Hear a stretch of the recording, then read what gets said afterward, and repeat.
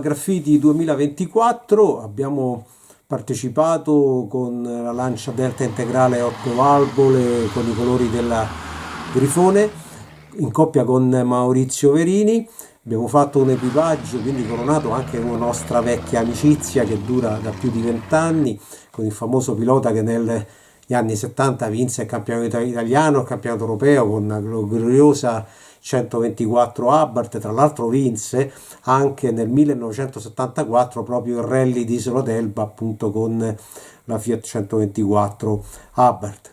Maurizio si è prestato come navigatore, anche essendo lui stesso un pilota, siamo riusciti a divertirci, non sono mancati i problemi perché tra due piloti amici forse c'è anche un'eccessiva confidenza e qualche incomprensione o interpretazione diversa su alcune cose. Sta di fatto che abbiamo fatto il 7° posto assoluto nella categoria 60 dell'Elba Graffiti,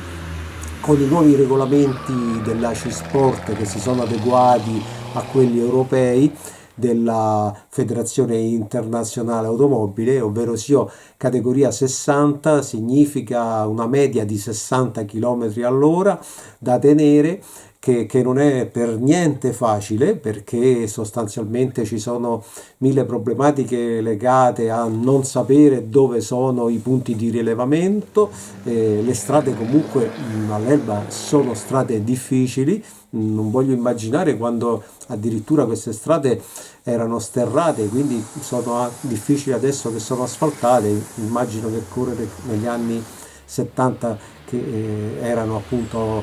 bianche era sicuramente un fascino incredibile ma molto difficile. Tornando alla nostra gara, siamo andati bene, il 7° posto è andato perché abbiamo fatto qualche errore inevitabile di navigazione e sostanzialmente diciamo sui rilevamenti. Eravamo troppo in anticipo, qualche volta anche in ritardo, poi abbiamo avuto anche un po' di disavventure tecniche perché nella prova speciale in notturna, la quarta,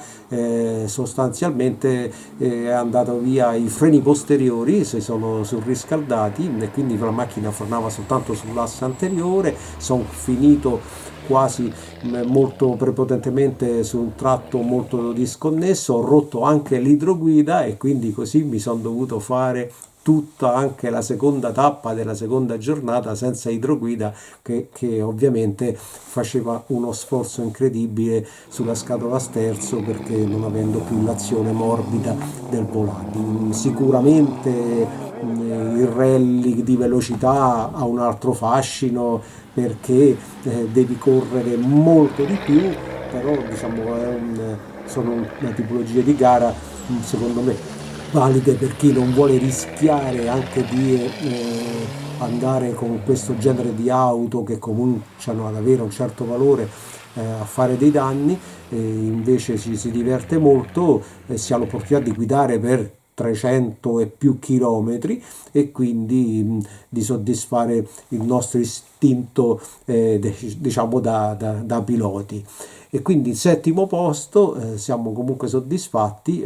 soprattutto anche perché io in particolare ho avuto modo di provare la macchina e quindi diciamo di valutare per il prossimo anno, parlo del 2025, la partecipazione al